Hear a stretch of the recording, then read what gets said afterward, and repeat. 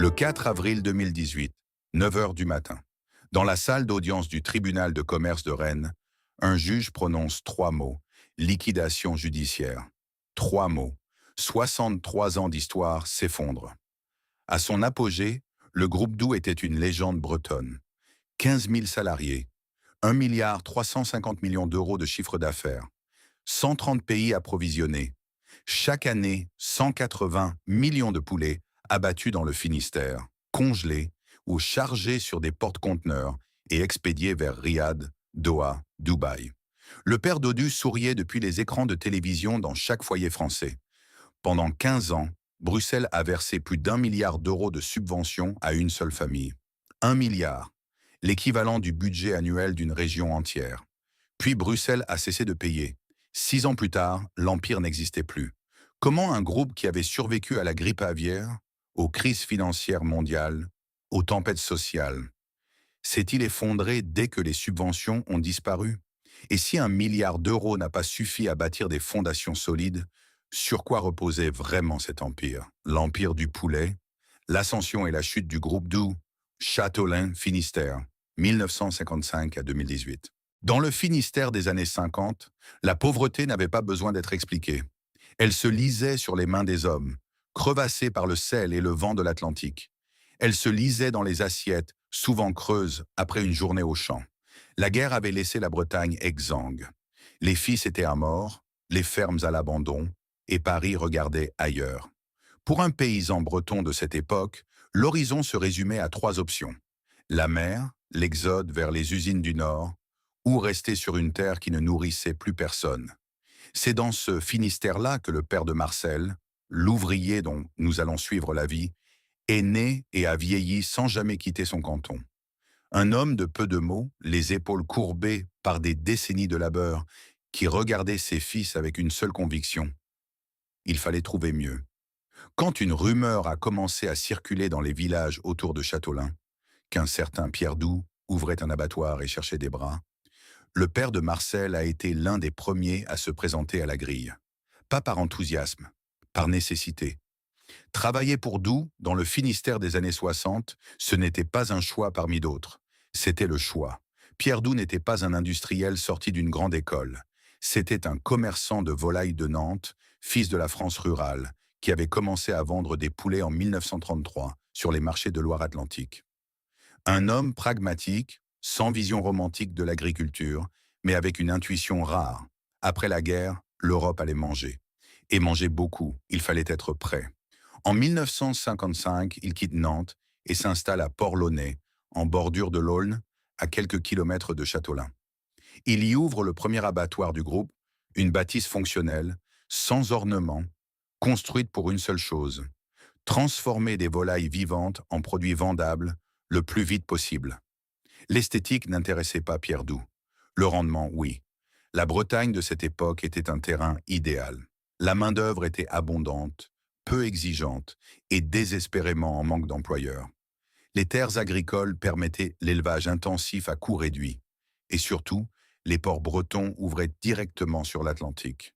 Une géographie que Pierre Doux avait compris avant tout le monde comme un avantage compétitif, pas simplement comme un accident de naissance. Dans les années 60, le groupe fait un premier saut technologique décisif.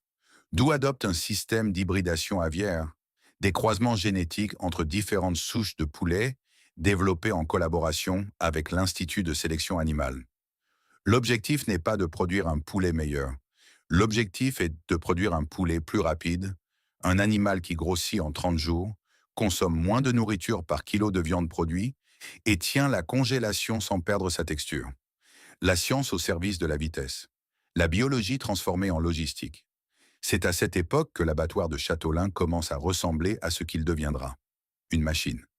Puis vient la décennie 70, et avec elle, la décision qui va tout changer. Charles Doux, fils de Pierre, héritier du groupe à la fin des années 60, n'est pas le même homme que son père. Là où Pierre voyait des marchés locaux et des circuits régionaux, Charles voit le monde. Et dans le monde de 1973, il voit quelque chose que personne d'autre dans l'industrie avicole française n'a encore vraiment regardé en face: la péninsule arabique. Les pays du Golfe sont en pleine explosion démographique et économique. Les pétrodollars transforment des déserts en métropoles. Des millions de travailleurs immigrés affluent vers l'Arabie saoudite, le Qatar, les Émirats. Tous ont besoin de manger. Et dans ces pays à climat désertique, la production locale de poulet est quasi impossible. Les températures, le manque d'eau, l'absence d'infrastructures agricoles rendent l'élevage intensif prohibitif. Ces marchés doivent importer. Ils importeront toujours. Ils importeront des milliards de tonnes de protéines dans les décennies à venir. Charles Doux comprend une chose simple. Celui qui arrive en premier dans ces marchés y installera ses standards, ses marques, ses réseaux. Et le poulet halal congelé, produit en Bretagne, certifié selon les rites islamiques, expédié par conteneurs frigorifiques, correspond exactement à ce que ces marchés cherchent. En 1973, Doux devient le premier exportateur français de volailles congelées vers l'Arabie saoudite, puis vers le Qatar, puis vers les Émirats arabes unis. Ce matin-là, sur le quai de Brest, les premiers conteneurs blancs frappés du logo Doux sont chargés à bord d'un cargo en partance pour Djeddah. Il fait gris, comme souvent en Bretagne. La mer est lourde. Les dockers travaillent en silence dans le froid humide de l'Atlantique. Aucun d'eux ne sait qu'ils sont en train de poser la première pierre d'un empire qui, pendant 40 ans, va nourrir des dizaines de millions de personnes à l'autre bout du monde. Et dans les couloirs de l'abattoir de Châteaulin, les dés viennent d'être jetés. Il y a des marques qui ne vendent pas un produit. Elles vendent une époque. Dans les années 80, le père Dodu est partout, sur les écrans de télévision entre deux épisodes de Goldorak, sur les emballages dans les rayons des hypermarchés Carrefour qui poussent dans banlieue comme des champignons après la pluie, dans les cantines journal scolaires, dans les cuisines des HLM, dans les dîners du mercredi soir où une mère pressée sort du congélateur un cordon bleu et met la poêle sur le feu. Ce personnage, un père bedonnant, moustache en bataille, tablier noué sur le ventre, sourire de boulanger normand, est devenu en quelques années l'un des visages les plus reconnus de l'alimentation française. Derrière ce sourire, il y a Châteaulin. Derrière Châteaulin, il y a Charles Doux. Et derrière Charles Doux, il y a un homme qui n'a jamais cessé de regarder plus loin que le suivant. Dans les années 80, Doux n'est plus seulement un abattoir breton. C'est le premier exportateur européen de volailles sur le marché du grand export. Ce terme de l'industrie qui désigne les pays hors Union européenne, principalement le Moyen-Orient et l'Afrique du Nord. Les conteneurs partent de Bretagne chaque semaine vers Riyad, Doha, Alger, Casablanca. La logistique est rodée, les certifications halal sont en place, les relations commerciales avec les importateurs saoudiens sont solides. C'est dans ce contexte que Bruxelles entre en scène. La politique agricole commune, la PAC, prévoit un mécanisme d'aide à l'exportation appelé restitution. Le principe est simple. Pour permettre aux producteurs européens de vendre à des prix compétitifs sur les marchés mondiaux, souvent moins chers que les prix européens, l'Union européenne compense la différence en versant une subvention par tonne exportée. Pour Doux, qui exporte des centaines de milliers de tonnes de poulets congelés vers des marchés où le Brésil et la Thaïlande pratiquent mais à des prix imbattables, ces restitutions représentent une bouée de sauvetage financière. Une bouée qui, chaque année, grossit un peu plus. C'est aussi à cette époque qu'un jeune homme de 28 ans, fraîchement diplômé d'une école de commerce de Rennes, pose sa candidature chez Doux pour un poste dans le département export. Il s'appelle Eric. Il a un veston neuf, une valise en cuir achetée, pour l'occasion, et une conviction absolue. Le commerce international est l'avenir, et Doux est la seule entreprise en Bretagne qui joue vraiment dans cette cour-là. Il est recruté en 1986. 18 mois plus tard, il prend son premier vol pour Riyad. Il se souvient encore du choc thermique en sortant de l'aéroport King Abdulaziz. 42 degrés, une lumière blanche et plate qui efface les ombres. L'air lourd et sec comme l'intérieur d'un four. Dans sa sacoche, un catalogue de produits Doux en français et en arabe, des échantillons sous vide et les coordonnées d'un importateur saoudien que son directeur lui a griffonné sur un post-it. Sois ponctuel, sois respectueux et n'essaie pas de vendre. Écoute d'abord. Il écoutera pendant 30 ans. Pendant qu'Éric apprend à naviguer dans les souks et les palaces de Riyad, Marcel entre sur la chaîne d'abattage de Châteaulin. Nous sommes en 1989. Marcel a 22 ans. Son père a travaillé pour Doux pendant 20 ans. C'est par lui qu'il a eu le contact, par lui qu'il a passé l'entretien, par lui qu'il connaît déjà les règles non écrites de l'usine. Arriver 5 minutes avant l'heure, ne pas discuter avec le chef de chaîne et ne jamais montrer qu'on a froid. Parce qu'on a toujours froid. Le poste qu'on lui attribue s'appelle éviscération. C'est l'un des postes centraux de la chaîne d'abattage.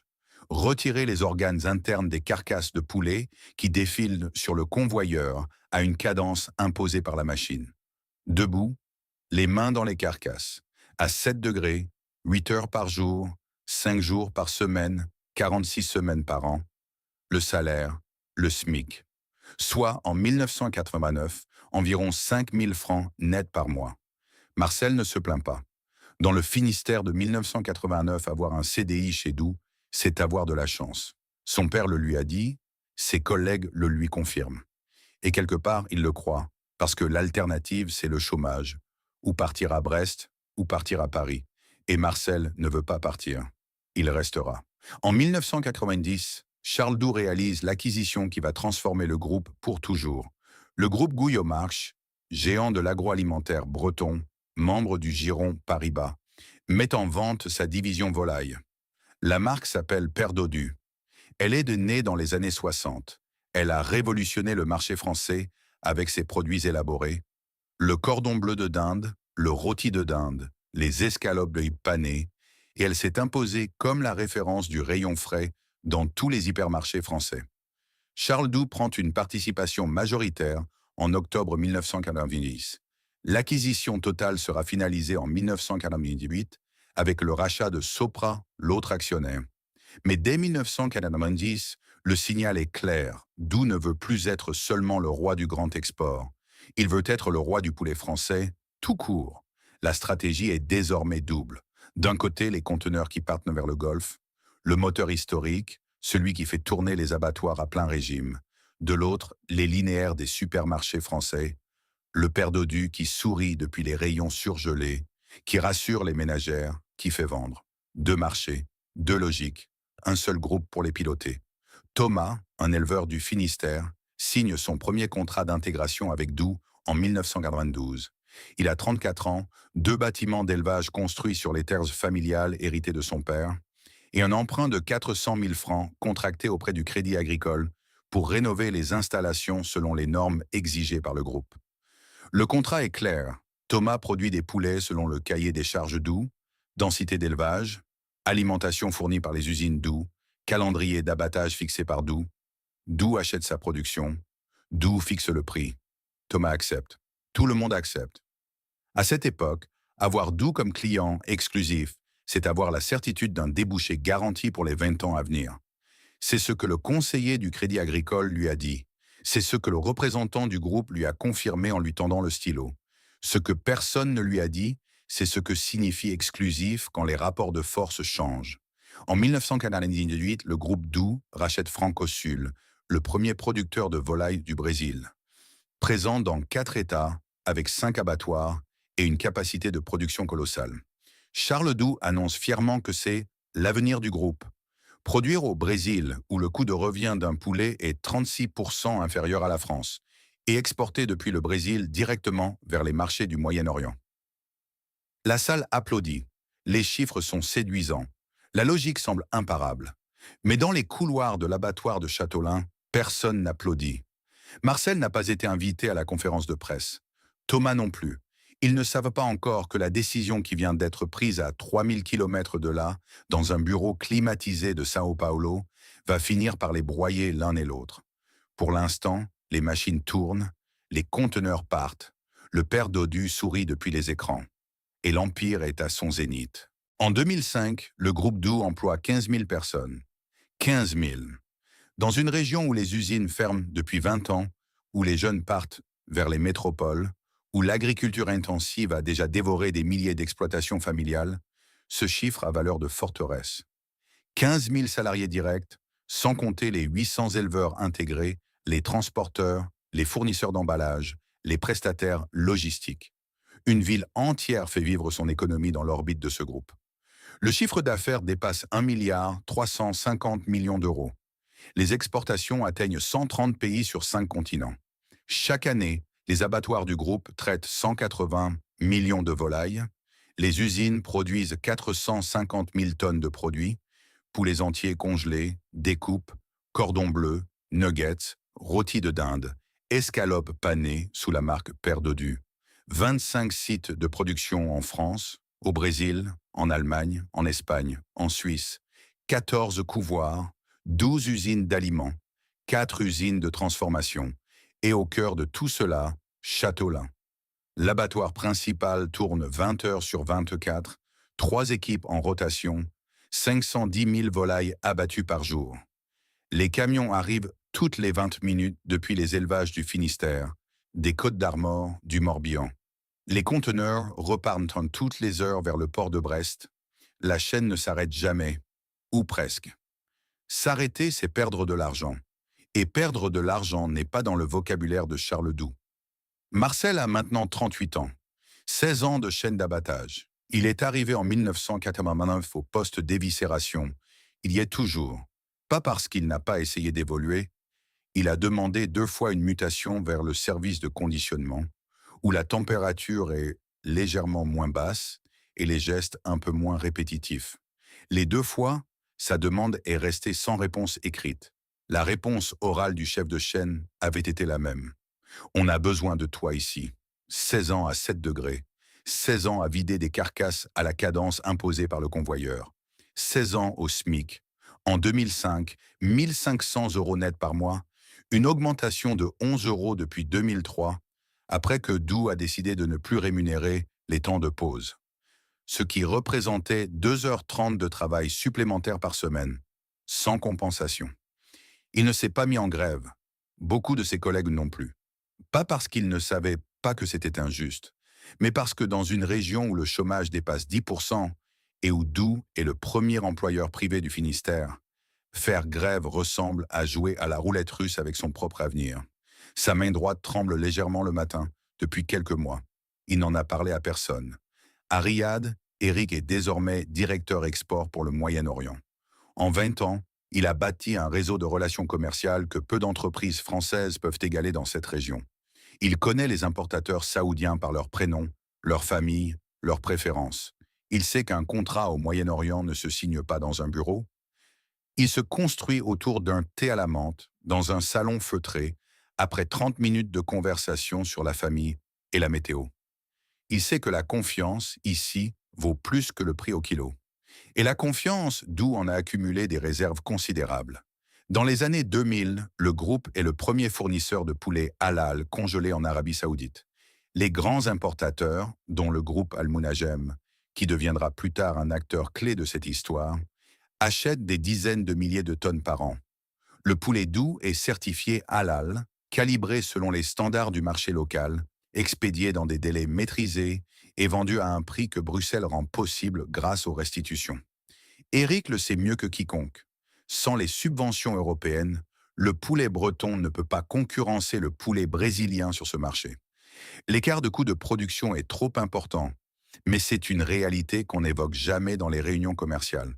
On parle de qualité, de traçabilité, de savoir-faire français. On ne parle pas des 60 millions d'euros annuels que Bruxelles verse pour maintenir les prix à niveau. Nous ne vendons pas du poulet, nous vendons la confiance de l'islam dans le produit français. C'est la phrase qu'Éric répète à ses équipes. Elle est vraie, elle est aussi incomplète. Thomas, lui, a construit un 3e bâtiment d'élevage en 2001. 80 000 poulets par rotation, 6 rotations par an. Un investissement de 250 000 € financé par un nouvel emprunt au Crédit Agricole. Le conseiller bancaire avait regardé le contrat Doux, avait hoché la tête et avait dit « Avec ça en garantie, pas de problème ». Le contrat Doux, 2 pages, prix fixé unilatéralement par le groupe à chaque début de cycle. Délai de paiement, 30 jours à réception de la facture. Cahier des charges strict, densité, alimentation, médicaments vétérinaires, tous fournis par Doux, facturés à Thomas en déduction de son règlement. En théorie, un système intégré qui garantit la qualité de bout en bout. En pratique, un système où Thomas supporte le risque financier, l'emprunt, les bâtiments, la main-d'œuvre, tandis que Doux contrôle tous les leviers. Le prix d'achat, le prix des intrants, le calendrier d'enlèvement. Thomas ne voit pas encore le piège. En 2005, les affaires tournent bien. Les paiements arrivent à 30 jours, comme prévu. Et quand il regarde ces 3 bâtiments alignés dans le matin brumeux du Finistère, il voit le résultat de 20 ans de travail. Il voit quelque chose de solide. Il a tort. Mais il ne le sait pas encore. 2005. L'Empire est à son apogée. 15 000 salariés. 1,350 milliard de chiffre d'affaires. Premier producteur européen de volailles. Troisième exportateur mondial. Le père dodu dans chaque réfrigérateur. Les conteneurs blancs sur tous les océans. Charles Doux a 66 ans. Il dirige le groupe depuis 40 ans. Il est l'un des hommes les plus puissants de l'agroalimentaire français, décoré, respecté, cité en exemple dans les conférences agricoles. Son groupe est une réussite industrielle incontestable. Une histoire de volonté, d'audace, de vision à long terme. C'est du moins ce que dit la légende. La réalité est plus complexe.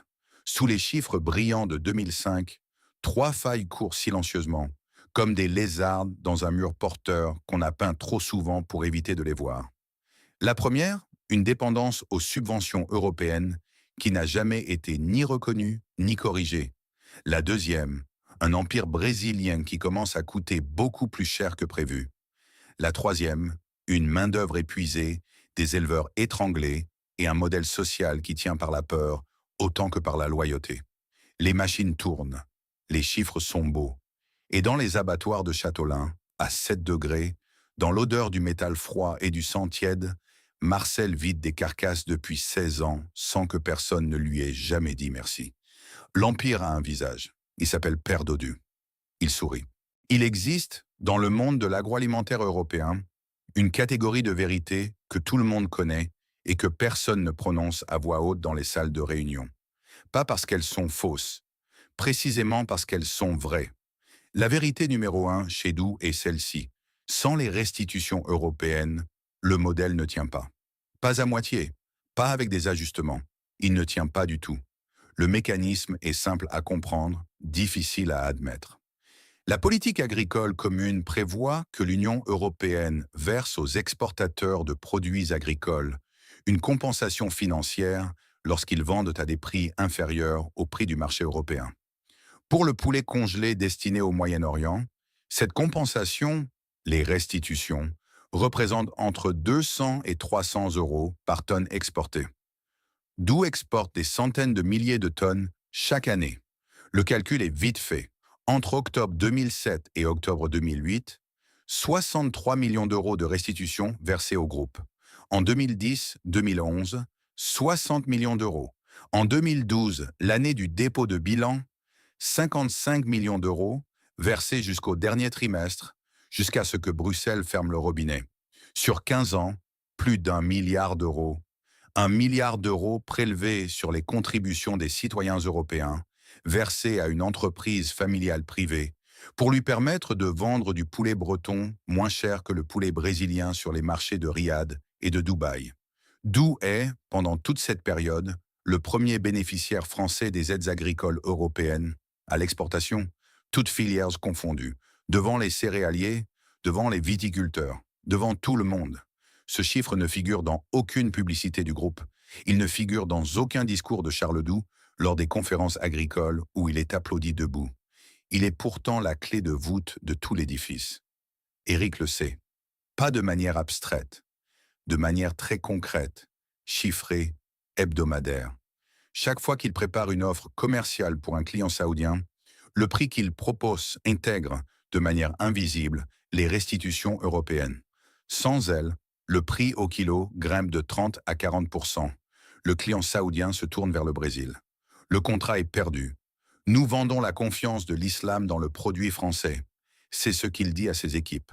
Mais dans le silence de ses propres calculs, il sait que ce qu'il vend surtout, c'est un prix que Bruxelles rend possible. La confiance, oui, mais à un tarif subventionné. Il n'en parle pas. Ce n'est pas son rôle d'en parler. Et puis, se dit-il, tous les concurrents européens bénéficient du même système. C'est une règle du jeu, pas une anomalie. Ce raisonnement est exact. Il est aussi parfaitement confortable pour ne jamais remettre en question le modèle. Ce que les restitutions permettent de ne pas faire, c'est précisément ce qui aurait dû être fait depuis les années 90. Moderniser le modèle de production, monter en gamme, réduire la dépendance à un seul type de marché, le poulet basique congelé vendu à bas prix. Les concurrents allemands et polonais, eux, ont fait ce chemin. Ils ont investi dans l'automatisation, dans la diversification, dans des produits à plus forte valeur ajoutée. Leurs coûts de production baissent, leur compétitivité monte. Ils n'ont pas besoin de Bruxelles pour vendre. Chez nous, les restitutions ont joué le rôle d'un anesthésique. Tant que l'argent arrive, la douleur n'est pas ressentie. Tant que les marges sont maintenues artificiellement, il n'y a pas d'urgence à changer. Et Charles Doux, homme de conviction, de certitude, peu enclin à remettre en question ce qui fonctionne, n'a jamais voulu entendre que ce qui fonctionne repose sur un mécanisme que Bruxelles peut interrompre à tout moment. En 1994, les accords du GATT de Marrakech imposent à l'Union européenne de réduire progressivement ses aides à l'exportation. Doux perd immédiatement la moitié de ses parts de marché à l'export. La réaction de Charles Doux ne sera pas de repenser le modèle. Elle sera de mobiliser les élus bretons, les syndicats agricoles, les ministres de l'agriculture successifs pour faire pression sur Bruxelles, pour obtenir des dérogations, pour gagner du temps. Et ça marche. Pendant 20 ans, ça marche. Bruxelles accorde. Paris négocie, les restitutions continuent. 20 ans de sursis. 20 ans pendant lesquels le problème de fond n'est pas résolu, il est simplement repoussé. Pendant ce temps, dans les abattoirs et sur les exploitations, le modèle social qui fait tourner la machine révèle sa nature profonde. En 2003, la direction de Doux prend une décision qui résume à elle seule la philosophie du groupe. Les temps de pause ne seront plus rémunérés. Concrètement, 2h30 de travail supplémentaire par semaine, sans compensation salariale. Les syndicats, CGT, CFDT, Force ouvrière, protestent. La direction ne cède pas. Les ouvriers, qui gagnent le SMIC et dont beaucoup sont les seuls actifs de leur foyer dans un Finistère où le chômage reste structurellement élevé, ne font pas grève. Ils encaissent. C'est la logique de l'Empire. En bas, on encaisse. En haut, on encaisse aussi, mais différemment. Les troubles musculo-squelettiques, les TMS, font partie du paysage médical de Châteaulin, comme la pluie fait partie du paysage climatique du Finistère. Des gestes répétitifs des milliers de fois par jour, dans le froid, sur des postures contraignantes imposées par la hauteur du convoyeur et la vitesse de la chaîne. Les poignets, les épaules, le dos. Dans les années 2000, les TMS représentent la première cause de maladie professionnelle dans les abattoirs français. Chez nous, les taux sont parmi les plus élevés du secteur. La procédure est bien rodée. Quand un salarié déclare une inaptitude liée au TMS, on lui propose une mutation. Le nouveau poste est donc présenté comme une adaptation. En pratique, il est souvent plus difficile, moins adapté aux restrictions médicales, ou situé dans un service en voie de restructuration. Quand le salarié ne peut pas tenir le nouveau poste, il est licencié pour inaptitude. La faute n'est pas dans le travail, la faute est dans le corps du travailleur. Marcel a commencé à sentir les premiers symptômes en 2004. Un tremblement léger de la main droite le matin. Une douleur sourde dans l'épaule qui ne disparaît plus après la douche. Il a continué à travailler. Il connaît la procédure. Il a vu des collègues disparaître de la chaîne après avoir déclaré leur douleur. Il a tiré ses propres conclusions. Thomas, de son côté, commence à sentir que quelque chose a changé dans ses relations avec le groupe. Mais il n'arrive pas encore à mettre des mots précis dessus. Les prix d'achat baissent assez légèrement chaque année.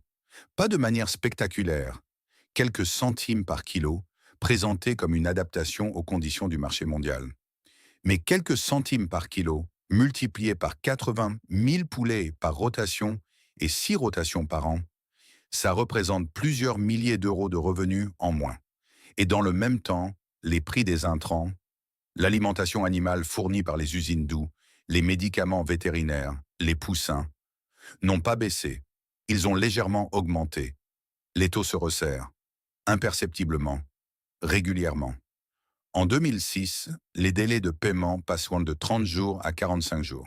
La raison invoquée, des difficultés de trésorerie liées à la crise de la grippe aviaire. La grippe aviaire est réelle. Entre 2004 et 2006, l'épidémie mondiale fait s'effondrer la consommation de volailles dans toute l'Europe. Doux enregistre une perte de 45,3 millions d'euros en 2005, 35,3 millions en 2006. C'est une crise sérieuse. Mais la grippe aviaire prendra fin. Les délais de paiement, eux, ne reviendront jamais à 30 jours. Thomas paie ses intrants au comptant. Il rembourse son emprunt chaque mois. Il attend l'argent de Doux 45 jours, puis 60. Il fait le calcul un soir sur la table de sa cuisine, sous la lampe, avec une feuille de papier et un stylo. Les intérêts bancaires qu'il paie sur son découvert en attendant les règlements de Doux lui coûtent, cette année-là, environ 35 000 euros. 35 000 euros que Doux ne lui versera jamais. 35 000 euros que Thomas finance lui-même, sans que son contrat en fasse la moindre mention. Sans que personne, ni à Châteaulin, ni au Crédit Agricole, ne lui ait jamais expliqué qu'il était, en réalité, en train de prêter de l'argent à l'un des groupes les plus subventionnés de France. Il rappelle son représentant Doux. La réponse est la même qu'avant. Situation difficile, vous comprenez? Thomas comprend. Il n'a pas le choix de ne pas comprendre. Ses 3 bâtiments, son emprunt, ses 82 000 poulets en cours d'élevage, tout cela ne tient que si Doux continue d'acheter. Il n'a pas d'autres clients. Il ne peut pas en avoir. C'est écrit dans le contrat. En 2008, Doux ferme 3 usines, 2 dans le Morbihan, une dans le Cher. 640 salariés perdent leur emploi. C'est la première grande saignée. Elle est présentée dans la presse comme une conséquence de la crise aviaire et de la compétition internationale. Ce qui n'est pas faux, ce qui omet de dire que pendant les mêmes années, le groupe a continué à verser des dividendes à la famille Doux, que les restitutions européennes ont continué d'affluer et qu'aucun plan sérieux de diversification ou de montée en gamme n'a été engagé. Les machines continuent de tourner, les conteneurs continuent de partir, le père Dodu continue de sourire. Mais dans les couloirs de l'abattoir de Châteaulin, quelque chose s'est fissuré, pas dans le béton, dans la confiance. Marcel le sent, Thomas le sent. Éric à Riyad commence à le sentir lui aussi, à travers les questions de plus en plus directes de ses clients saoudiens sur la stabilité financière du groupe, sur les rumeurs qui circulent dans la presse économique française, sur la capacité de Doux à honorer ses engagements de livraison à long terme. Votre groupe va bien? La question revient. Éric répond que oui, que Doux traverse une période de restructuration, que l'avenir est au Brésil, que le groupe s'adapte. Il croit encore ce qu'il dit. Pour combien de temps? Il existe une géographie de la souffrance dans les grandes usines agroalimentaires. Elle ne figure sur aucun organigramme. Elle ne s'affiche pas dans les rapports annuels. Elle se lit ailleurs, dans les dossiers médicaux de la médecine du travail, dans les archives des prud'hommes, dans les statistiques de l'assurance maladie que personne ne regroupe jamais sous le nom d'une seule entreprise. Dans les abattoirs de Doux, cette géographie a une température 7 degrés. 7 degrés, c'est la température réglementaire des ateliers d'abattage et d'éviscération. Pas moins. Les normes sanitaires l'exigent pour ralentir la prolifération bactérienne sur les carcasses. Pas plus. La chaîne du froid commence ici, dans ces salles carrelées de blanc, où les néons ne s'éteignent jamais. 7 degrés pendant 8 heures, 5 jours par semaine, 46 semaines par an. Pendant des années, pendant des décennies. Le froid n'est pas le pire. Le pire, c'est la répétition. Un poste d'éviscération sur chaîne d'abattage exige environ 86 gestes distincts par minute. 90 gestes par minute, c'est 5400 gestes par heure, 43 200 gestes par journée de 8 heures. Les mêmes gestes, les mêmes angles de poignet, les mêmes rotations d'épaules, les mêmes positions de dos, légèrement courbées vers l'avant pour atteindre le convoyeur à la bonne hauteur. Les troubles musculo-squelettiques, les TMS, ne sont pas un accident. Ils sont la conséquence mécanique, prévisible, documentée depuis les années 80 par la médecine du travail, de ce type de travail répétitif en ambiance froide. Les tendons s'enflamment, les gaines synoviales s'usent, les nerfs se compriment, le syndrome du canal carpien, la tendinite de l'épaule, les lombalgies chroniques. Ce ne sont pas des maladies rares ou imprévisibles, ce sont les maladies professionnelles de la chaîne d'abattage, aussi certaines que la silicose l'était pour les mineurs de fond. Dans les années 2000, les abattoirs français affichent le taux de TMS le plus élevé de toute l'industrie manufacturière nationale. Les sites doux ne font pas exception. Ils sont dans la moyenne haute. La direction le sait, les médecins du travail le savent, les délégués syndicaux le savent. Et pourtant, pendant des années, rien ne change sur la chaîne. La cadence ne ralentit pas, les postures ne sont pas corrigées, les équipements ergonomiques ne sont pas installés. Parce que ralentir la chaîne, c'est réduire le volume abattu. Et réduire le volume abattu, c'est réduire le chiffre d'affaires. Et réduire le chiffre d'affaires, dans la logique d'où, n'est pas une option. Marcel a 52 ans en 2009. 20 ans de chaîne. 20 ans au même poste, avec les mêmes gestes, dans le même froid. Sa main droite tremble maintenant tous les matins pendant la première heure de travail. Son épaule gauche le réveille la nuit. Le médecin du travail l'a examiné en janvier. Diagnostic. TMS bilatéral aux membres supérieurs, stade 2 sur 3. Restriction d'aptitude. Éviter les gestes répétitifs en ambiance froide. La phrase est absurde dans le contexte de son poste. Éviter les gestes répétitifs en ambiance froide. C'est la définition de son travail depuis 1989. Le chef du personnel lui propose une mutation. Le nouveau poste, manutentionnaire au dépôt réfrigéré. Température, moins 2 degrés. Charge à déplacer, entre 15 et 25 kilos. Gestes répétitifs. Oui, différent de l'éviscération, mais répétitif quand même, et dans une ambiance encore plus froide. Marcel regarde la fiche de poste. Il regarde le chef du personnel. Il ne dit rien. Il accepte. Parce qu'il a encore 8 ans avant la retraite. Parce que son fils aîné vient de perdre son emploi à Brest et revient vivre à la maison. Parce que perdre son salaire maintenant serait une catastrophe dont il ne se relèverait pas. Il tient 6 mois au dépôt. En octobre 2009, le médecin du travail prononce l'inaptitude définitive à tout poste dans le groupe. Marcel est licencié pour inaptitude professionnelle. Indemnité, 3 mois de salaire, soit 4 500 €. 20 ans de travail, 4 500 €. Il rentre chez lui ce soir-là sans passer par le bistrot, sans appeler personne. Sa femme est dans la cuisine. Il s'assoit à la table. Il ne mange pas. Il reste là jusqu'à ce que la nuit tombe sur le Finistère, les yeux fixés sur le carrelage, ses mains posées à plat sur la table, ses mains qui tremblent encore, même maintenant, même au repos, même loin de la chaîne. Ce que Marcel ne sait pas, ce soir-là, c'est qu'il est loin d'être seul. Depuis 2000, plus de 2000 salariés ont quitté le groupe Doux par vagues successives, à travers des plans de restructuration locaux, des fermetures de sites partiels, des licenciements pour inaptitude, des ruptures conventionnelles négociées dans des bureaux fermés. 2000 personnes en 10 ans, suffisamment peu à la fois pour ne pas déclencher une mobilisation nationale, suffisamment régulièrement pour maintenir une pression constante sur ceux qui restent. C'est une arithmétique sociale très précise. Elle n'est pas écrite dans un manuel de management. Elle n'a pas besoin de l'être. Elle fonctionne parce que chaque salarié qui reste sait ce qui arrive à ceux qui partent et tire ses propres conclusions sur ce qu'il faut faire pour rester. Se taire, tenir, ne pas montrer la douleur. À 30 kilomètres de Châteaulin, dans son exploitation du Finistère, Thomas n'est pas en meilleure posture. Nous sommes en 2008. Les délais de paiement de Doux sont maintenant à 60 jours, pas 45. 60. L'explication donnée par le représentant du groupe a changé. Ce n'est plus la grippe aviaire, c'est la pression des marchés mondiaux, la nécessité de s'adapter, la solidarité de filière. Des mots qui ne paient pas les intérêts bancaires.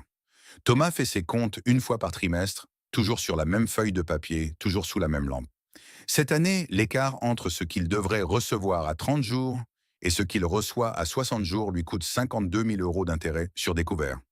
52 000 € qu'il finance seul, sans compensation, sans mention dans son contrat, sans possibilité de négociation. Il a essayé de négocier une fois en 2007. Il a demandé un rendez-vous avec le responsable des relations éleveurs du groupe. Le rendez-vous a eu lieu. Il a duré 25 minutes. Le responsable lui a expliqué que les conditions contractuelles étaient les mêmes pour tous les éleveurs intégrés, que Doux faisait face à des défis structurels importants et que la solidarité de filière était la seule réponse collective possible à la concurrence internationale. Thomas est reparti avec la même feuille de route et le même découvert. Ce qui le maintient, c'est une conviction qui ressemble de plus en plus à une superstition. Doux est trop grand pour tomber. 15 000 salariés, 1 milliard € de chiffre d'affaires. Les restitutions européennes, le soutien de Paris, les élus bretons qui montent au créneau à chaque menace de fermeture. Un groupe comme ça ne disparaît pas. Ce n'est pas possible. Thomas le croit. Il a besoin de le croire. Et puis il y a ce que personne ne voit vraiment, ce que les caméras de surveillance ne montrent pas, ce que les visiteurs extérieurs n'approchent jamais, ce qui se passe à l'intérieur des bâtiments d'élevage intensif où les poulets de Doux passent leurs 30 jours d'existence. En 2017, nous anticipons légèrement, mais ce que révèlent ces images éclaire ce qui se construisait depuis des décennies. L'association de défense animale L214 publie des images filmées clandestinement à l'intérieur de plusieurs élevages fournissant le groupe Doux. Ce que montrent ces images devient immédiatement viral sur les réseaux sociaux français.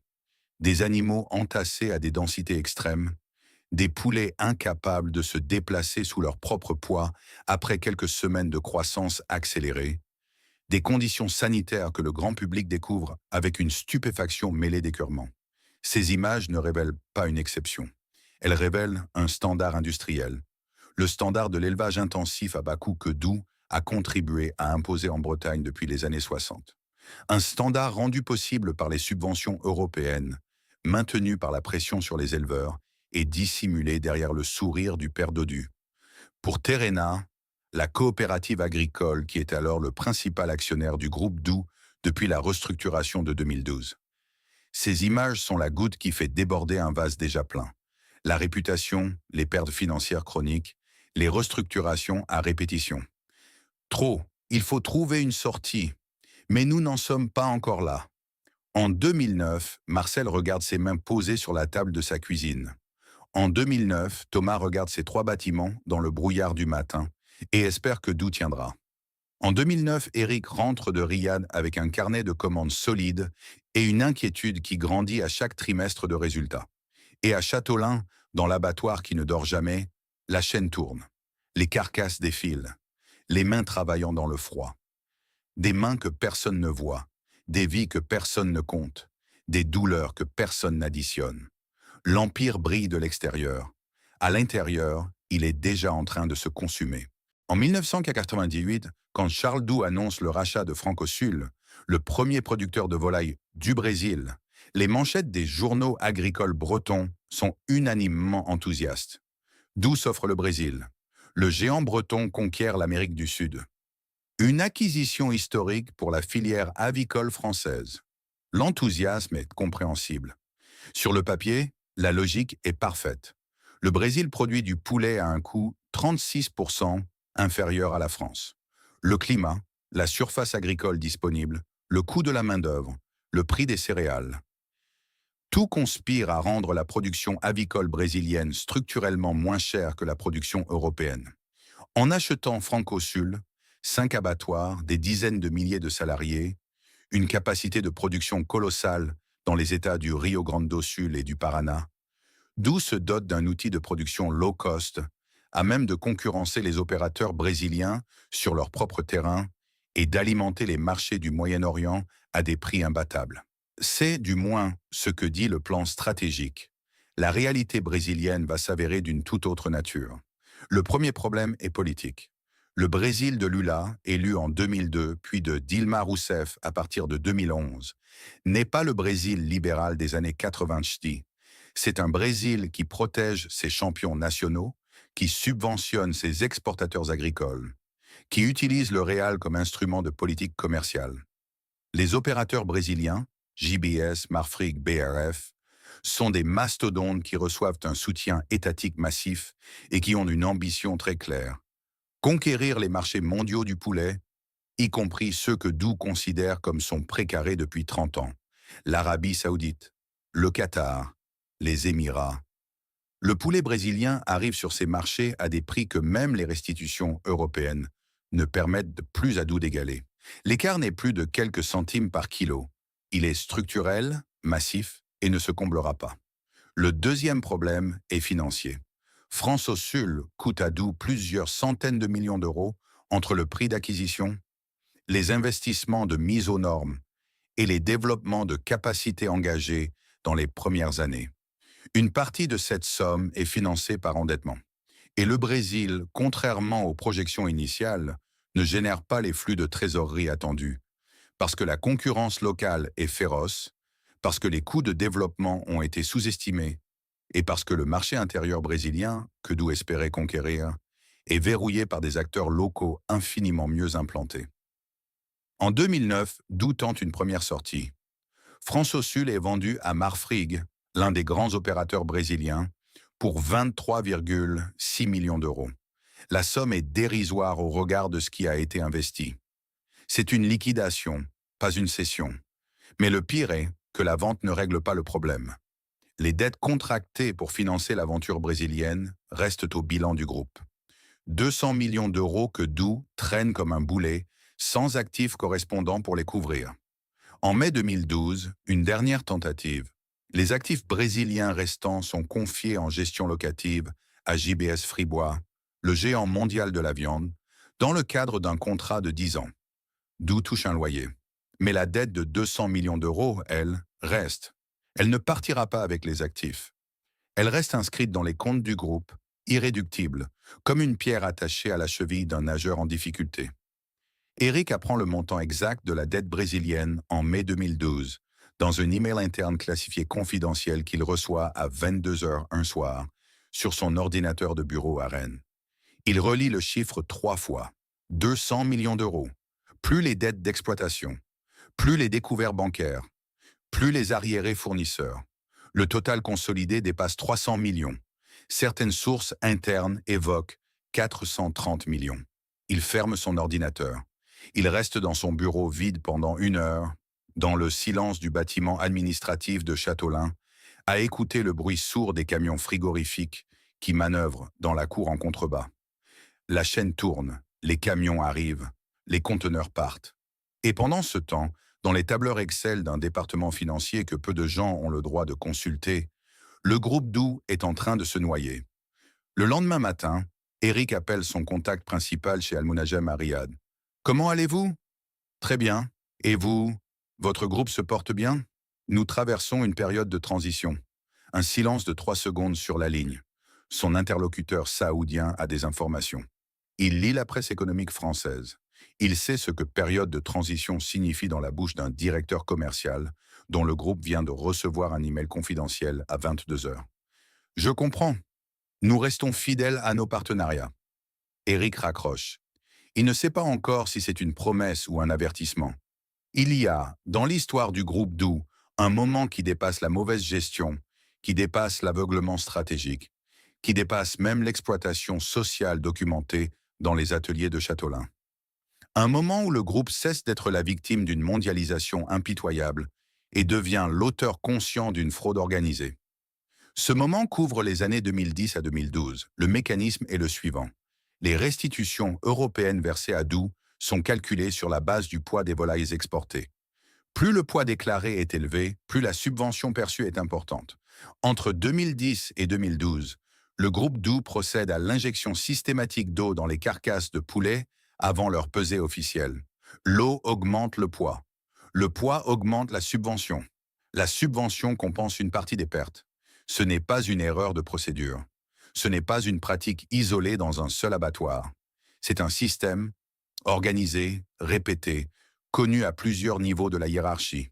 Le tribunal administratif de Rennes le confirmera le 10 avril 2018 en validant une amende de 82 millions d'euros infligée au groupe pour avoir indûment perçu des aides à l'exportation de l'Union européenne, en manipulant les poids déclarés. 82 millions d'euros. Le montant le plus élevé jamais prononcé contre un opérateur de la filière avicole française. Mais en 2012, la fraude n'est pas encore jugée. Elle est soupçonnée par les services douaniers européens, instruite discrètement, loin des caméras. Et pendant que l'instruction progresse, le groupe continue de se battre pour sa survie. Le 1er juin 2012, Charles Doux dépose le bilan devant le tribunal de commerce de Quimper. Il a 73 ans. Il est arrivé à pied depuis son bureau, à quelques centaines de mètres du palais de justice, dans les rues de Quimper baignées d'un soleil de début d'été qui contraste violemment avec l'atmosphère de la salle d'audience. Il porte un costume gris, il marche droit. Il ne regarde pas les journalistes massés devant l'entrée. Dehors, 200 salariés et éleveurs ont fait le déplacement. Ils tiennent des pancartes. Doux, Sauver nos emplois. Bretagne en danger. Certains sont venus en car depuis Châteaulin, depuis Quimperlé, depuis les exploitations du Finistère. Ils ne savent pas encore précisément ce qui se passe derrière les murs du tribunal. Ils savent que quelque chose se termine. Le tribunal prononce l'ouverture d'une procédure de redressement judiciaire. La date de cessation des paiements est fixée au 31 mai 2012. Un administrateur judiciaire est nommé. La période d'observation commence. Ce jour-là, Marcel est chez lui. Il a perdu son poste 3 ans plus tôt, en 2009, licencié pour inaptitude après 20 ans de chaîne. Il regarde le journal télévisé du soir. Il voit Charles Doux sortir du tribunal de commerce de Quimper, encadré par ses avocats, sans un mot pour les caméras. Il éteint la télévision. Les mois qui suivent sont une succession de coups portés à un corps déjà à terre. En août 2012, la liquidation du pôle volaille fraîche est prononcée. 1000 salariés supplémentaires perdant leur emploi. Les lignes de production de poulets frais, les dindes fraîches, les produits sous label. 10 sites en France. 3 seulement trouvent un repreneur. Les 7 autres ferment. Les syndicats dénoncent la vitesse de la procédure, l'absence de plan de reclassement sérieux, la proximité supposée entre les juges consulaires et les intérêts de la famille Doux. Le tribunal reste sourd. Thomas reçoit un appel de son représentant Doux en septembre 2012. Le groupe va se concentrer sur les activités export, poulets congelés et produits élaborés. Les contrats d'élevage pour les poulets frais sont résiliés immédiatement. Thomas a 80 000 poulets en cours d'élevage. Ils ont 18 jours. Il leur en faut 12 de plus avant d'atteindre le poids d'abattage. Doux n'enlèvera pas ses poulets. Doux ne paiera pas pour cette fournée. Il reste assis dans sa cuisine pendant 1 heure après avoir raccroché. Dehors, dans les bâtiments, 80 000 poulets continuent de manger, de grossir, d'ignorer ce qui vient de se passer dans la conversation téléphonique de leur éleveur. Thomas pense à son emprunt. Il pense aux 18 mois de délai de paiement accumulé que Doux ne lui a jamais compensé. Il pense au conseiller du Crédit Agricole qui lui a dit en 1992 que le contrat Doux était une garantie solide. Il appelle sa femme depuis la fenêtre du bureau. Il ne trouve pas les mots. Il lui dit juste « Viens ». En janvier 2013, Bruxelles annonce le gel définitif des restitutions européennes à l'exportation de volailles congelées. Le robinet est fermé. Pas progressivement, définitivement. Pour Doux, qui a survécu au redressement judiciaire de 2012 en pariant sur un maintien partiel de ses aides, c'est le second coup de grâce. Le plan de continuation validé par le tribunal de Quimper reposait sur une hypothèse de subvention maintenue à un niveau partiel. Cette hypothèse vient d'être invalidée par une décision administrative prise à 1500 km de Châteaulin. Les années 2013 à 2017 sont 5 années de saignée lente. L'abattoir de Châteaulin supprime la 3e équipe de nuit en 2015. La cadence quotidienne passe de 510 000 volailles à 340 000. Les éleveurs encore liés au groupe voient leur volume d'enlèvement réduit d'1 tiers. Certains ne peuvent plus couvrir leurs charges fixes. Plusieurs mettent la clé sous la porte. En 2017, les images de L214 sortent. La presse nationale s'empare du sujet. Les ventes de paires d'odus chutent. Terrena, la coopérative actionnaire, perd 35 millions d'euros par an sur sa filiale Doux depuis 2 ans. Elle annonce publiquement qu'elle cherche un repreneur. Eric, lors de son dernier voyage à Riyad en octobre 2017, dîne avec son interlocuteur historique chez Al-Munajjem. La conversation est cordiale, comme toujours. Mais à un moment, son hôte pose sa tasse de thé et dit, sans détour, « Eric, si Doux disparaît, nous reprenons l'abattoir de Châteaulin nous-mêmes. Nous avons les moyens, nous avons le marché, nous n'avons pas besoin d'un intermédiaire français. » Eric hoche la tête. Il sourit. Il dit que Doux ne disparaîtra pas. Cette nuit-là, dans sa chambre d'hôtel à Riyad, il ne dort pas. Il pleut sur Rennes ce matin-là. Pas une pluie d'orage, une pluie bretonne, patiente et grise, qui ne fait pas de bruit sur les toits et ne s'arrête pas. Le genre de pluie qui s'installe pour la journée sans prévenir, qui mouille les manteaux sans qu'on s'en rende compte, qui transforme les trottoirs en miroirs ternes, reflétant les façades haussmanniennes du centre-ville. Il est 8h30. Les cafés autour du palais de justice commencent à se remplir de cols relevés et de parapluies dégoulinants. Devant le tribunal de commerce de Rennes, rue du Prébauté, Un groupe d'une quarantaine de personnes s'est formé sur le trottoir. Des délégués syndicaux avec des brassards CGT et CFDT. Quelques éleveurs en ciré vert.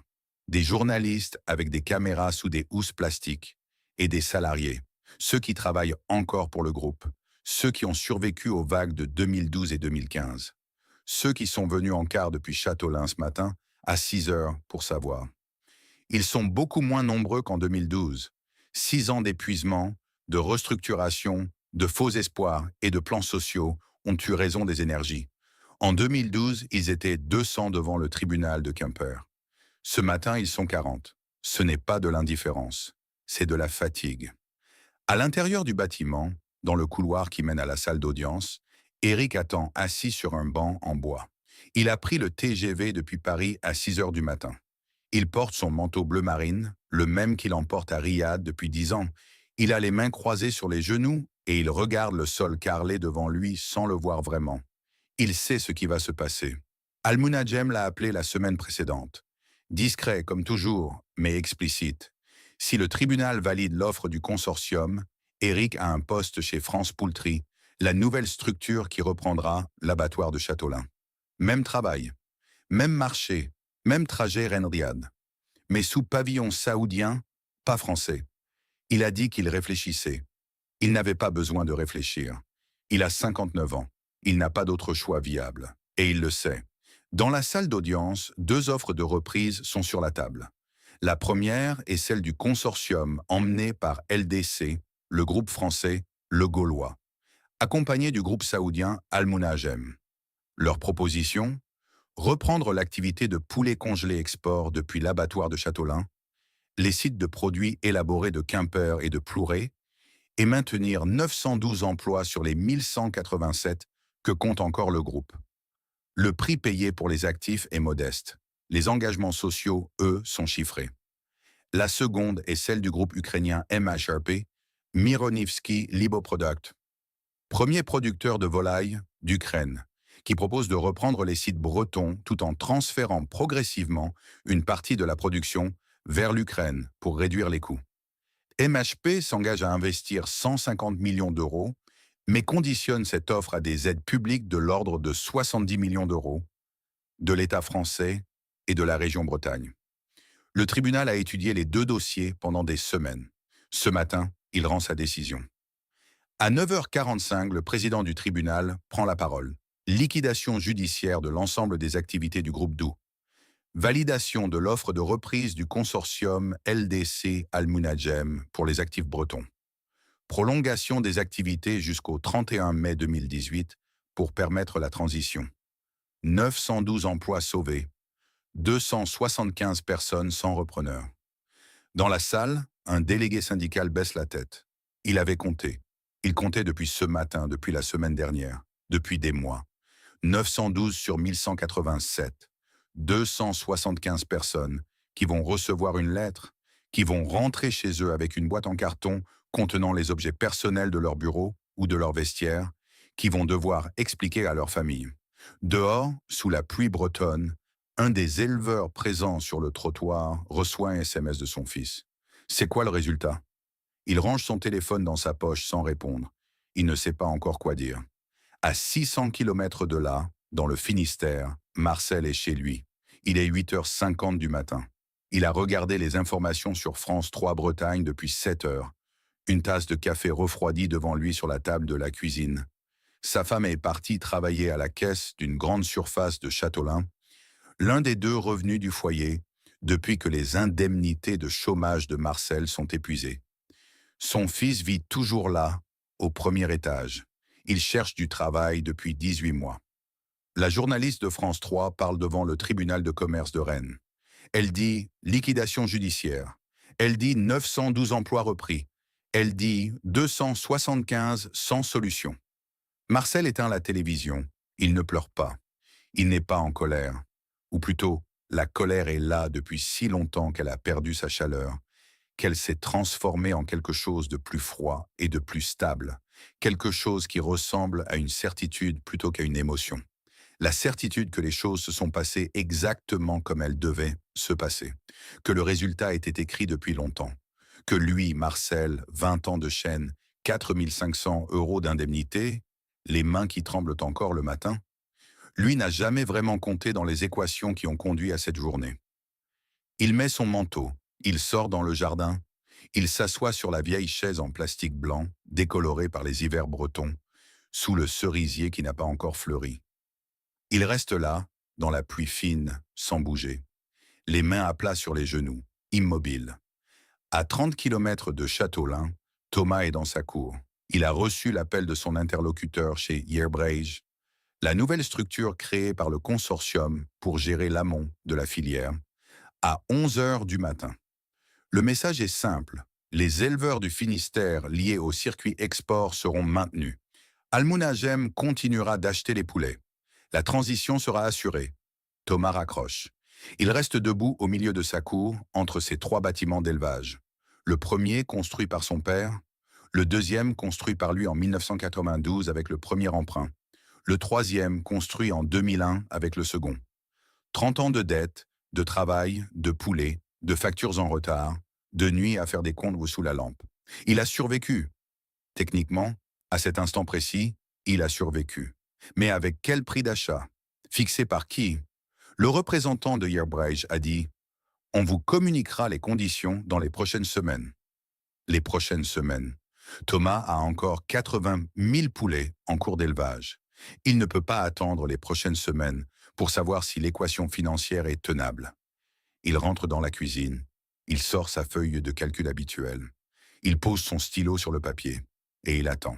Dans le couloir du tribunal de commerce de Rennes, Éric sort de la salle d'audience à 10h20. Il s'arrête dans le couloir. Il sort son téléphone. Il a un message d'Almunagem envoyé à 10h15, 5 minutes après le verdict. « Félicitations, on se parle demain. Bienvenue dans l'équipe. » Il relit le message 2 fois. « Bienvenue dans l'équipe. » Lui qui a passé 30 ans à vendre le poulet breton aux Saoudiens, va maintenant travailler pour les Saoudiens qui ont racheté les actifs bretons. Le cercle est complet. Il est parfaitement, géométriquement fermé. Il pense à 1987. Le vol Rennes-Riyad, le veston neuf, le catalogue de produits doux sous le bras, la conviction d'un homme de 28 ans que le commerce international est l'avenir et que Doux est la seule entreprise en Bretagne à jouer vraiment dans cette cour-là. Il avait raison à l'époque. Il avait juste tort sur qui, au final, allait tenir les cartes. Il range son téléphone. Il boutonne son manteau bleu marine. Il pousse la porte du palais de justice et sort sous la pluie bretonne. À Châteaulin, l'abattoir tourne. Il est 11 heures du matin. Les équipes de jour sont en pleine activité.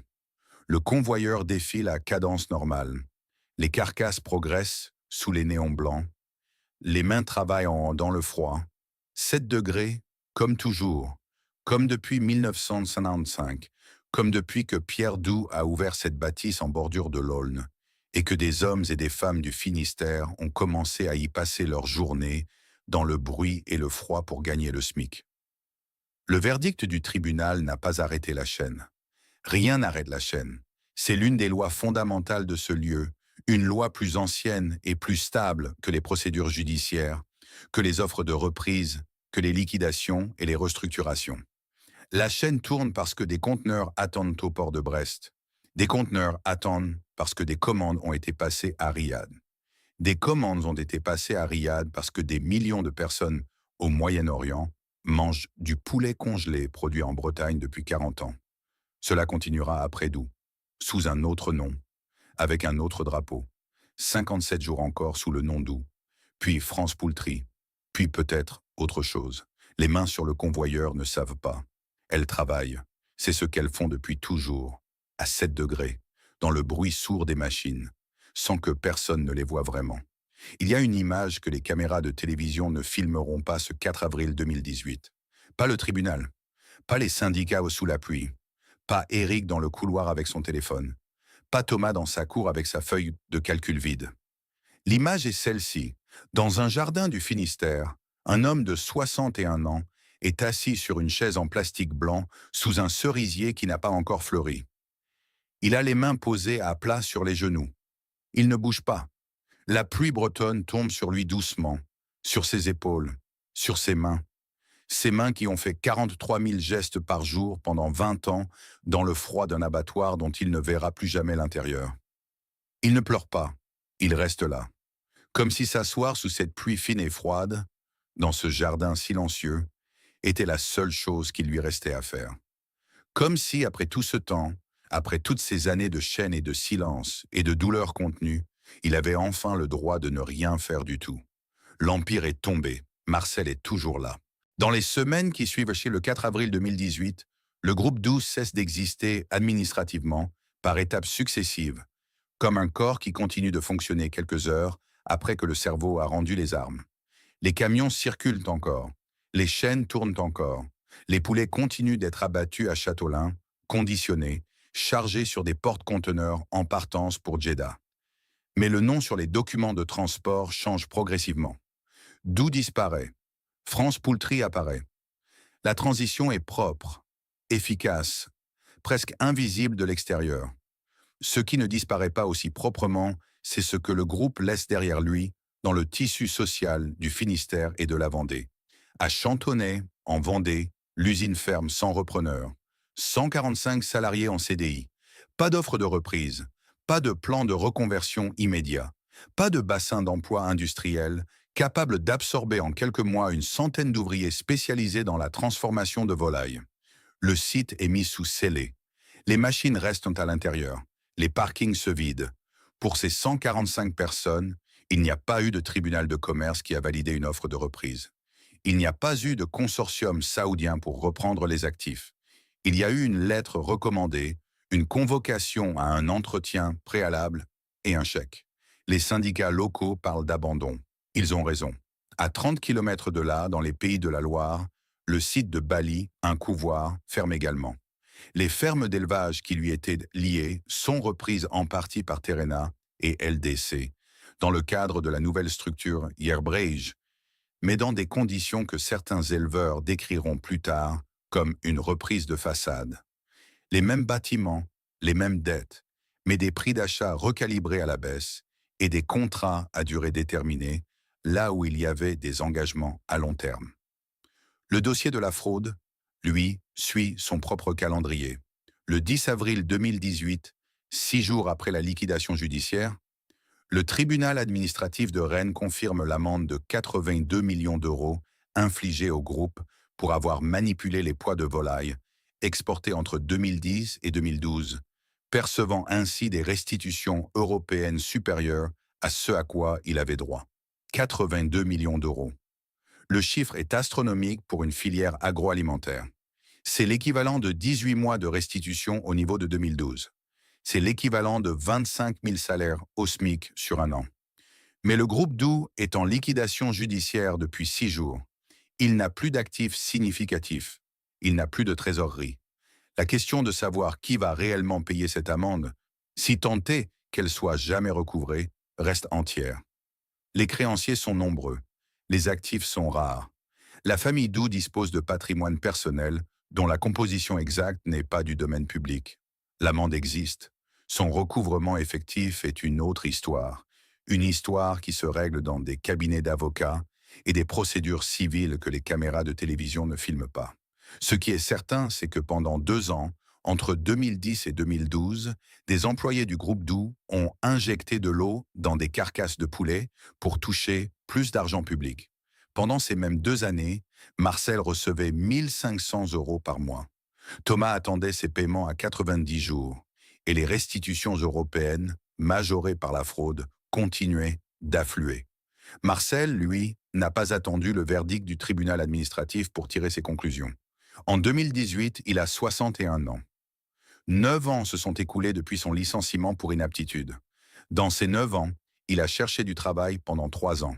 Des candidatures sans suite dans des entrepôts logistiques, des plateformes de tri postal, une conserverie de légumes à 30 km.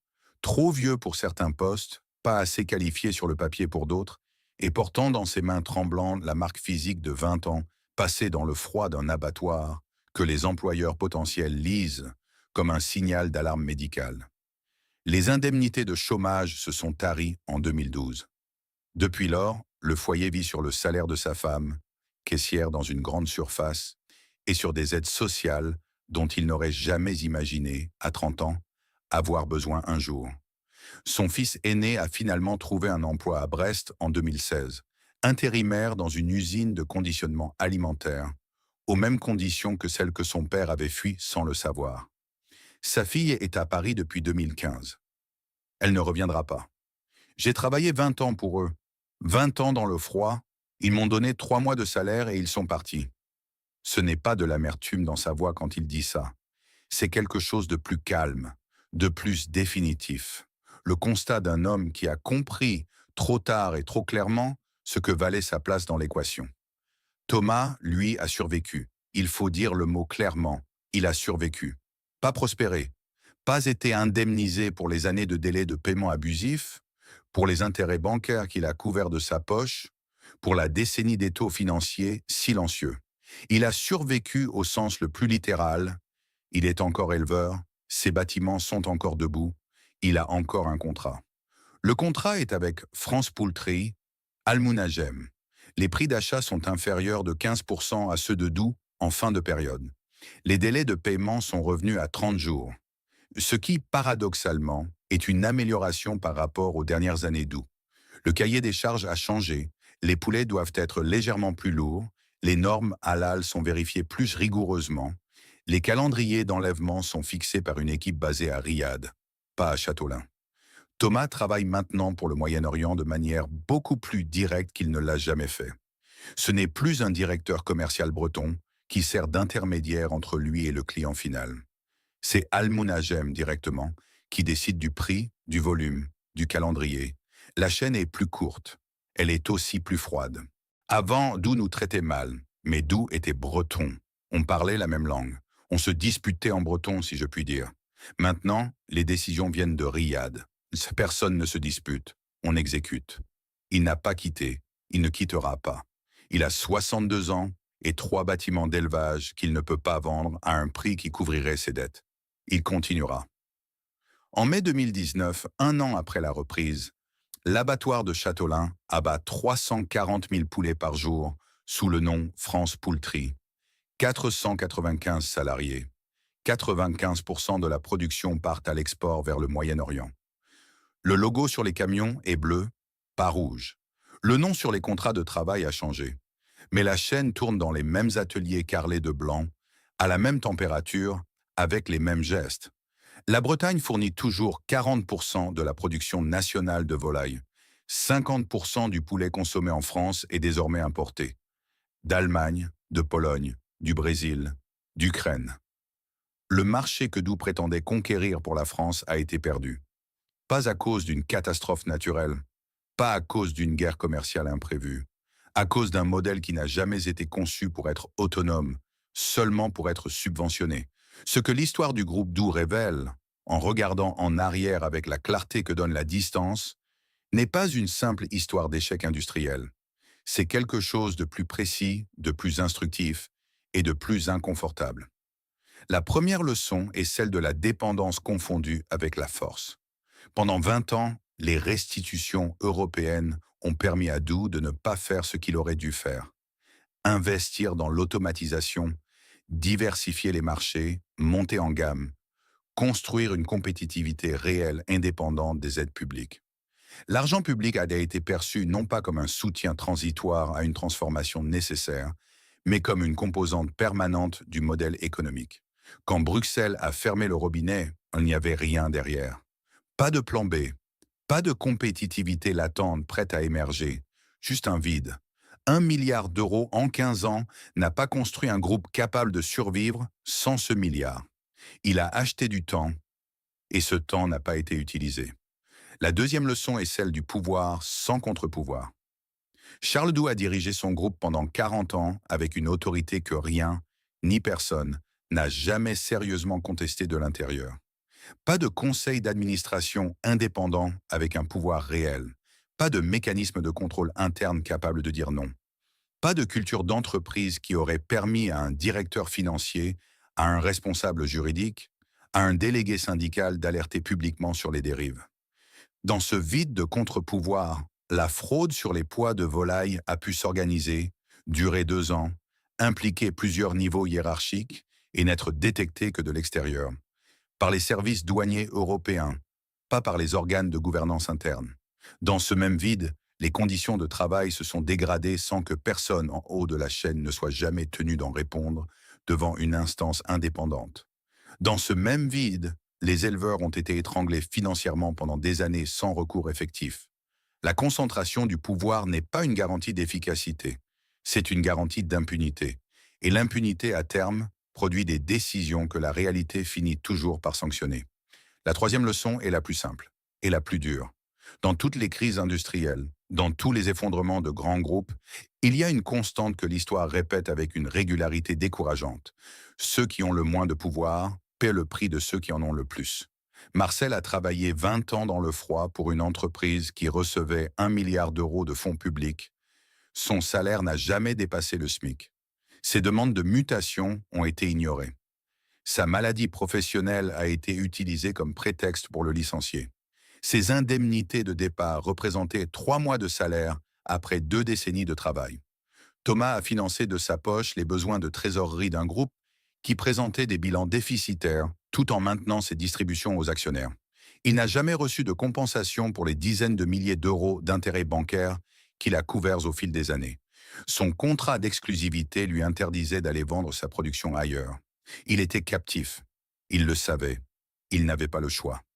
Eric, lui, a trouvé une porte de sortie parce qu'il avait des compétences rares et un réseau que le repreneur avait besoin de racheter avec les actifs. Il a survécu confortablement. Mais même lui, ce soir-là, dans sa chambre d'hôtel à Riyad, savait que 30 ans de travail pour une entreprise française l'avaient conduit à travailler pour ses anciens clients étrangers. Ce n'est pas ce qu'il avait imaginé en 1987 en montant dans l'avion pour Riyad avec son veston neuf et son catalogue sous le bras. Il reste une dernière question. Pas sur d'où, sur ce qui a suivi. Après la liquidation, la région Bretagne a investi 20,9 millions d'euros dans la nouvelle structure Yerbreige pour préserver la filière avicole bretonne. L'État français a apporté son soutien politique et financier à la reprise par le consortium. Les abattoirs de Châteaulin ont été refinancés avec des fonds publics régionaux. Un nouvel abattoir LDC a été annoncé pour 2021 avec 12,7 millions d'euros d'investissement public de la région. L'argent public est revenu, différent dans sa forme, identique dans sa logique. Le nouveau modèle qui se dessine à Châteaulin reproduit la structure hyper concentrée que Doux avait mise en place. 2 opérateurs dominants, LDC et Almunagem, contrôlant l'essentiel de la filière avicole bretonne, avec des éleveurs intégrés sous contrat d'exclusivité et des salariés d'abattoirs payés au SMIC dans des ateliers à 7 degrés. Les noms ont changé, les logos ont changé. La géographie du pouvoir a migré partiellement de Châteaulin vers Riyad. Mais les mains sur le convoyeur font les mêmes gestes, dans le même froid, pour les mêmes salaires. Et personne, dans les bureaux où se prennent les décisions, ne se pose vraiment la question de savoir si cette fois les fondations sont différentes. Si cette fois l'argent public finance une transformation réelle. Si cette fois les éleveurs ont un contre-pouvoir. Si cette fois les ouvriers ont une perspective autre que le SMIC et les TMS. L'empire du poulet est tombé. Un autre empire se construit à sa place, avec la même architecture et les mêmes invisibles à la base.